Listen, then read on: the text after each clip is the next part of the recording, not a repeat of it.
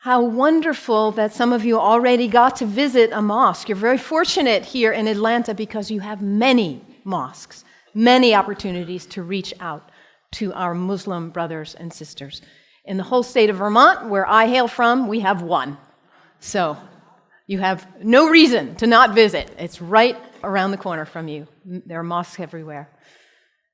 And it's important that we visit because Islam is the most misunderstood and the most maligned religion in the world today.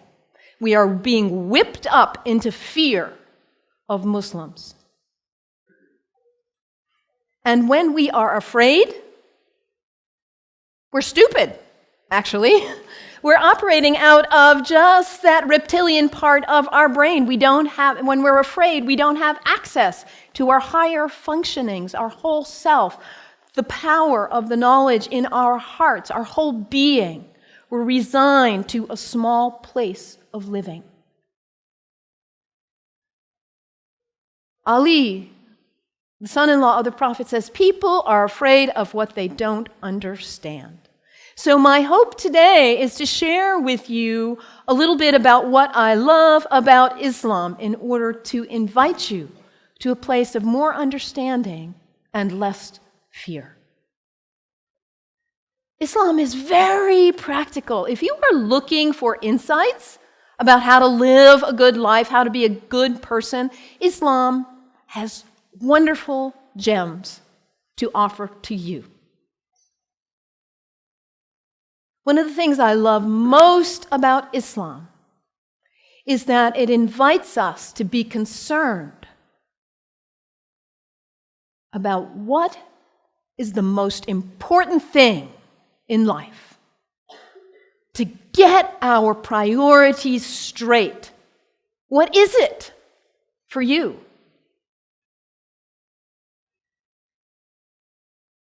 Stuff? Money? Power, prestige, family, kindness, service, love, art, compassion. What is it for you? If you get nothing else out of today, take that one question and live into it. And if you don't know the answer yet, find out. What is it for you? What's most important? In Islam, the answer is very clear. La ilaha illallah, Muhammadan Rasul. There is nothing but the source, God, the one. How did you say it, Anthony? That love which is greater than we can know. That's what matters. And Muhammad is his prophet. Is the prophet of love. La ilaha illallah, Muhammadan Rasul. And the thing about us humans, when we get that clarity, we know what's important. What do we do with that? We forget. That's who we are. We humans, we are the great forgetters. How many of you made a New Year's resolution back on January 1st? How are you doing with it now? Let's be honest. How were you doing February 1st? January 7th. We get this high resolve and this clarity, and then we get caught up in all the distractions, all the things pulling our attention here and there, and we forget. That poet, Mary Oliver, says, what is it you plan to do with your one wild and precious life? What is it? In order to not waste our life, we need to regularly hit that reset button, come on back to center, to our heart, to what we know is really why we are here, what we know is really important. Regularly throughout the day, to stop and come back and say, well, let me check in and remember what matters so I don't waste my day or my week or my month or my life. And for Muslims, this is prayer, salat. It is the second pillar of Islam. The first pillar, la ilaha illallah, to know what matters. And the second pillar is to hit that reset button in order to regularly come back to center and remember what really matters. And for Muslims, this is not an activity in the head. It's an activity of the whole body. Allah Akbar, Allahu Akbar. Bismillah ar-Rahman ar-Rahim. Alhamdulillah, Rabbil Alameen. Ar-Rahman ar-Rahim. Malik Yawmiddin. Iyyak na'budu wa iyyak nasta'in. As-siratal mustaqim. Siratal ladhina an'amta alayhim. Ghayril maghdubi waladdallin. Amin. Allahu Akbar. Allahu Akbar. Allahu Akbar.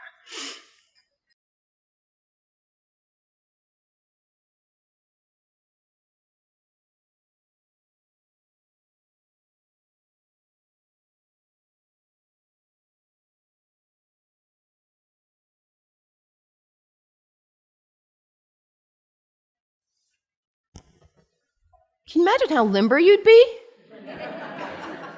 if you did that 17 times a day? And it's done in the direction of Mecca, northeast, more or less. To hit that reset button in order to come back, to hear that voice still and small, like we just sang about, to come back to what matters. So practical, I love that, the second pillar of Islam. Islam also reminds us to always be concerned about those who are less well off than ourselves. Over and over in the Quran it says, be concerned about the widows and orphans. Be generous. I brought some soup as a symbol of generosity, giving, donating to food banks, giving to people who need food. I think about Muhammad almost like a social genius. He himself was an orphan. By the time he was 6 years old, he had already lost both his parents. He knew marginality. He knew it. And what happens when there is imbalance in a society where there are some who have a lot and some who don't have enough? What happens here? Those who don't have enough are suffering, aren't they? Out of their lack of nutrition, food, healthcare, hygiene, educational opportunities, they suffer. And in their suffering, they may experience illness. Their illness doesn't stay there, does it? It spreads to the rest of the people. And in their need, they may choose to engage in criminal activity just to try to put food on the table. And that destabilizes the whole society when you have some without and some with too much. And what about the people with too much? Greed is spiritual bankruptcy. We cannot know well-being in our hearts when we are surrounded with too much while others are suffering. It creates instability. And Muhammad, peace be upon him, he was a spiritual genius, saying, let's bring it back into balance. Let's give. Let's be generous. And this is the third pillar of Islam, zakat, generosity. I love that about Islam. And I love, too, that Islam invites us to take a break from our habits. We humans, we're habitual creatures. We just are. We do something once, we do it again, we do it again. We just do. How many of you are sitting in the same seat you always sit in today? That's okay. Nothing wrong with that. We're creatures of habit. And if the habit's the good one, like brushing your teeth, wonderful. It strengthens you. Your habits can raise you up to give you strength and clarity to live your life on purpose with integrity. Or your habits can pull you down.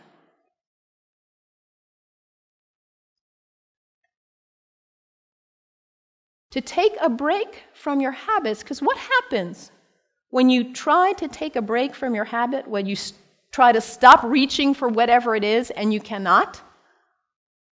What is it for you? Coffee? Sugar? Alcohol?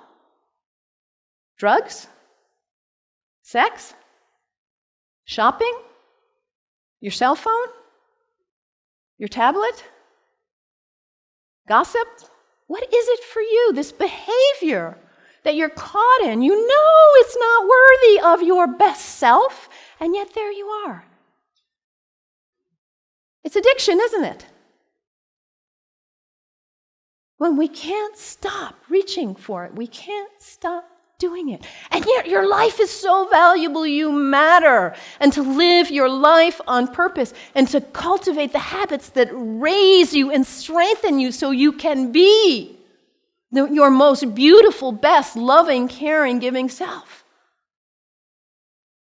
So to take a break from your habits so you see who's in the driver's seat in your life. And put yourself back in the driver's seat, whatever it is for you. There are other people in this room who have also struggled with addiction in this way and who have overcome it. You can get help. You can do it. Your life matters. It's valuable. This is the next pillar of Islam, fasting. Fasting not just from food, but fasting from other activities and behaviors as well. And when we fast from food in particular, and it says over again and again in the Quran, fasting is good for you if you only knew. Because we put too much in our bodies, don't we? We stress them. We overeat and put junk. And we don't honor the beauty of ourselves. And also, when we fast, hunger is not a theory in the head, it's an experience in the body when we fast from food, that feeling. And then when you see somebody else on the street who is begging, it's not a theory. You feel empathy because you know what hunger feels like. It's harder to close your eyes and walk right on by. Muhammad, that spiritual social genius, to create harmony and stability in society. The fourth pillar of Islam, fasting, taking a break from your habits. So practical, I love it.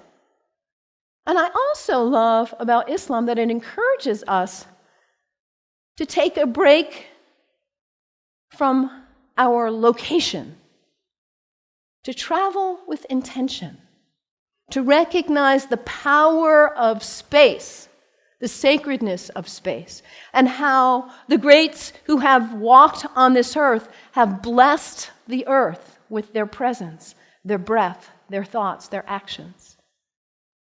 I know you are on the verge of a major decision about this sacred space for you.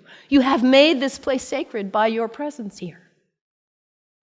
And as you perhaps choose to move on, you will perhaps make a new place sacred by your use and your love. The earth is sacred. Our places are sacred. And when we travel with intention, we are changed by it. This is the fifth pillar of Islam, pilgrimage.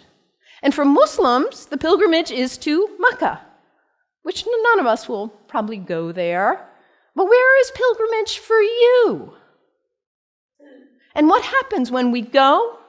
We leave our usual haunts. We travel with intention. We let ourselves be changed, be opened by new experiences, new interactions. And we come back and we are not the same.